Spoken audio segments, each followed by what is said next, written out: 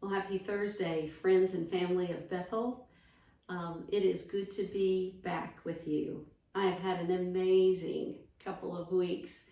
Really, I told my son Jonathan and his girlfriend Danielle as I flew into the airport in Rome to meet them, like, oh my goodness, sometimes dreams really do come true.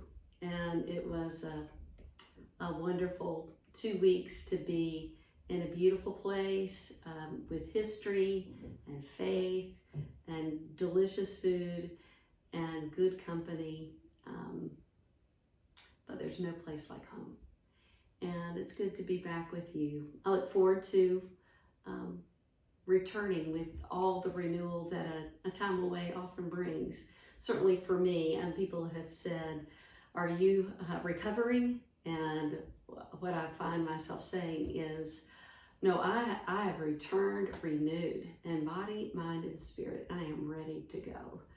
I am ready to bring excellence to worship, meaning-making lens through which we look at life and faith, the stories of Scripture that guide our lives and to find our place in it. I am committed to loving Bethel, you and Bethel's family and friends of Bethel, and to remain deeply curious about what God has for us in this season of our lives. What might God be inviting us to? So it is good to be home, and I look forward to seeing you on Sunday, whether in person or online, as we gather together. Thank you for all the ways that you've helped make these last couple of weeks possible, especially the staff who just held the fort down, as they say, and provided great pastoral care and excellent worship and leadership and all the things that make my leaving possible and make my returning joyful. So I'm grateful to everyone. I'm especially excited about this Sunday, not only for the purpose of being back, but it's a new season.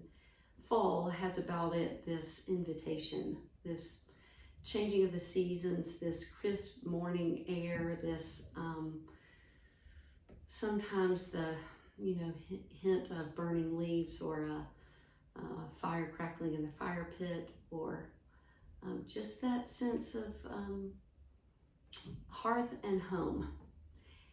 And home is really what I want us to talk about over the course of this fall. Home. How do we make our way home? Now, by home, I don't mean your physical address. How do we make our way to a physical address? I don't even mean home like heaven. How do we make our way home ultimately to heaven? What I'm talking about is, how do we make our way to the place that we're at home wherever we are in the world, where our home is in God, and wherever we are, there is in us peace and joy and resilience and hope and love. How do we make our home in God? And I think that the Bible offers us some hints and clues about that. We might not have the exact roadmap, but we have some really some tools that help us, both in the world of faith and in the world of psychology, in the world of theology, and in the world of psychology. There are tools about the map that steers us away from ravines that might cause a collision or obstacles that we might face. There's steep terrain sometimes and beautiful vistas, but it leads to a place of moving from anxiety to peace, from woundedness to wholeness, from anger or resentment to forgiveness, from worry to joy, from a more infant kind of faith, beginner kind of faith, to a full-bodied, life-giving, home with God kind of faith. That's the journey that we're all on, whether we name it that way or not. And so I want to invite you to join with me as we think and talk about this over the course of the next 6 weeks. We start a sermon series called Invitations God Has for Us in the Seasons of Life.